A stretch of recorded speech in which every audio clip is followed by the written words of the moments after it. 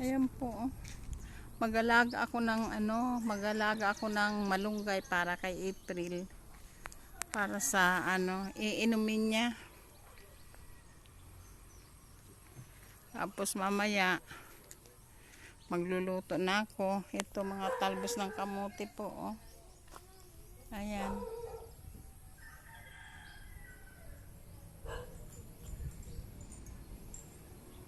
Ito ang mga papaya. Ito mga saging, oh. Ayan po, oh.